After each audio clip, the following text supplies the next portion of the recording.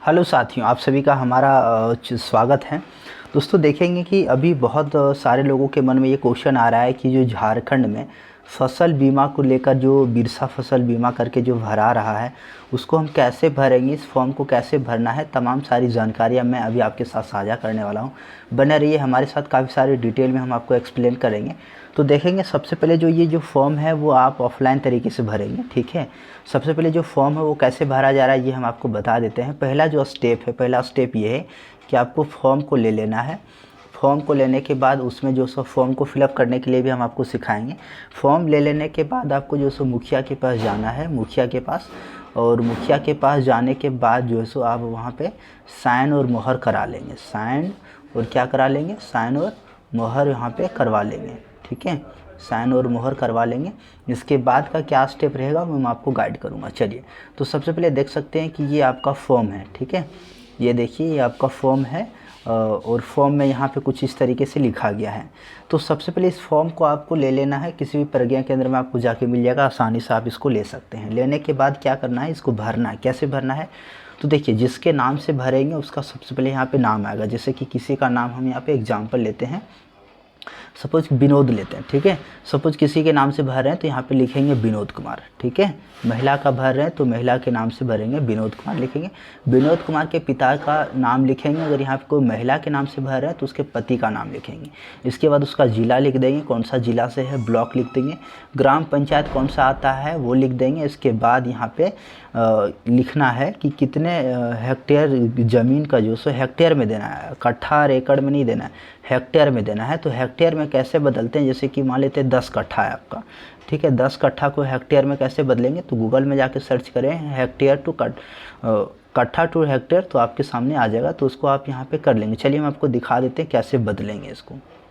देखिए साथियों, आपको बदलाव करने के लिए सबसे पहले इस साइट पे आना होगा। इस साइट का हमने लिंक आपको वीडियो डिस्क्रिप्शन में दे रखा है, ठीक है। इसके बाद यहाँ से पूछ रहा है कि कितने कट्ठा है। जैसे कि किसी का बोलता है कि हमारा जो है सो 5 कट्ठा है, ठीक है। या तो कोई बोलता है कि हमको 50 कट्ठा है। सपोज कुछ भी लेते हैं, यहाँ पे लेते मान लेते 14 कट्ठा लेते हैं। तो 14 कट्ठा का जो सो हेक्टेयर में कितना हो रहा है वो देखिए आप यहाँ पे। ये जो आपको यूनिट यहाँ पे दिखाई दे रहा है ये आपको हेक्टेयर में बता रहा है, ठीक है।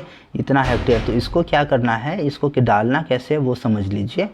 यहाँ पे इसको डबल प्रेस करेंगे तो कॉपी का ऑप्शन आ जाएगा। इसको यहाँ से ऐसे कॉपी कर लेंगे, ठीक है। तभी वहाँ पे जाके अंकित करना है। मतलब इस तरह से ही आपको अंकित करना है, ऐसा नहीं कि कुछ भी अंकित कर देंगे तो चल जाएगा। चलिए, तो ये ऑप्शन आपका क्लियर हो गया कि कैसे फिलअप करना है। इसके बाद हम नीचे आ जाते हैं, ठीक है। अब यहाँ पे अपने रकबा का विवरण देना है। रकबा का विवरण कैसे देंगे, सबसे पहले अपने ज़िला का नाम लिखेंगे, ठीक है। अपने ब्लॉक का नाम लिखेंगे, ग्राम पंचायत का नाम लिखेंगे, गांव लिखेंगे, ठीक है। अब यहाँ पे अलग अलग हो सकता है, ध्यान दीजिएगा, बहुत बड़ी चीज़ है। ये पहला नंबर हम लिखते हैं, खाता नंबर लिखेंगे। इसके बाद प्लॉट नंबर लिखेंगे, कौन सा प्लॉट है। फसल लिखेंगे कि कौन सा फसल आप यहाँ पे बोए हुए हैं, धान गेहूँ, जो भी, गेहूँ नहीं सॉरी, धान या मक्का जो भी किए हुए वो लिखेंगे। इसके बाद हेक्टेयर में लिखना है। इसको अगर कट्ठा में दिए हैं तो आपको यहाँ पे हेक्टेयर में लिखना है, जैसे हमने भी बताया आपको। दूसरा देखिए, दूसरा में क्या भरना है, जैसे कि आपका कोई ज़मीन है वही ज़िला में है, वही ब्लॉक में, लेकिन ग्राम पंचायत अलग है, गांव अलग है, खाता नंबर अलग है, प्लॉट नंबर अलग है, तो फिर आप यहाँ पे दूसरा अंकित करेंगे। इस तरीके से जितना सारा आप अंकित करना चाहते हैं अंकित कर सकते हैं। कुल यहाँ पे आपका आ जाएगा कि कितना क्या है, टोटल आ जाएगा। और कुल में यहाँ पे आप लिख देंगे कि कितना हेक्टेयर आपने फिलअप किया हुआ है। टोटल यहाँ पे कुल में मिला के आपको सब चीज़ लिख देना है, ठीक है। नीचे आएंगे, इसके बाद यहाँ पे जिस भी दिन आप यहाँ पे फॉर्म भर रहे हैं उसका डेट डाल देना है। यहाँ पे हस्ताक्षर करेंगे। हस्ताक्षर हमेशा ऊपर करेंगे, नीचे नहीं करेंगे, ठीक है। ध्यान रखेंगे इस बात का। ऊपर हस्ताक्षर कर देंगे। इसके बाद आपके सामने ये फॉर्म आपने फिलअप कर लिया, दूसरी फॉर्म में आइए, ठीक है। देखिए ये जो फॉर्म है इसमें आपको मुखिया का साइन इसमें देना पड़ेगा। पहला फॉर्म में तो नहीं है, दूसरा फॉर्म में है। सबसे पहले यहाँ पे पंचायत डालेंगे। मोज़ा, मोज़ा कुछ लोगों को लगता है मोज़ा क्या होता है भाई, जूता मोज़ा क्या, नहीं ऐसा नहीं है। मोज़ा का मतलब होता है कि आप किस गांव के रहने वाले हैं, या तो आपकी खेती जो है किस गांव में कर रहे हैं, उसी को हम लोग यहाँ पे मोज़ा बोलते हैं। कृषक का नाम यहाँ पे, जैसे कृषक का नाम हमने विनोद कुमार लिया था तो विनोद डालिएगा, विनोद कुमार का पिताजी का नाम डालिएगा, कृषक का आधार संख्या डालिएगा, उसका मोबाइल नंबर डालिएगा, बैंक खाता संख्या डालिएगा, IFSC कोड डालिएगा, ठीक है। ये सब डिटेल डालने के बाद जो सो आप नीचे स्क्रॉल करेंगे तो भूमि का विवरण डाल देंगे। यहाँ पे भूमि का विवरण डाल देंगे कि खेती आपका है या किसी रिश्तेदार का है या फिर बटैया है, वो सब डाल देंगे।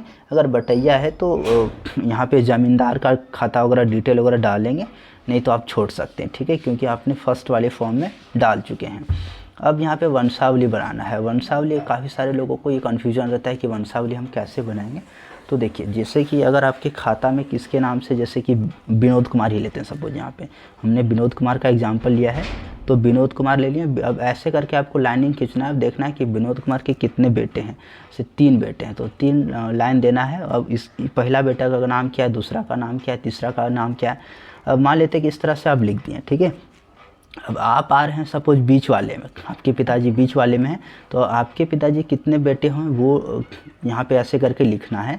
अब यहाँ पे दोनों का नाम लिख देना है, पहला का नाम लिख देना है, दूसरा का नाम लिख देना है। अगर आवेदनकर्ता यहाँ पे पहला है तो ये लिख देना आवेदककर्ता, ठीक है। वंशावली ऐसे बना लेंगे। इसके बाद जो है सो क्या करेंगे, आप अपना यहाँ पे हस्ताक्षर कर देंगे। इसके बाद यहाँ पे आप मुखिया का मुहर और हस्ताक्षर दोनों करवा लेंगे। इसके बाद जो सो ये मुखिया जी यहाँ पे भर देंगे, कितने एकड़ या डिसमिल में कर रहे हैं ये मुखिया जी भर देंगे।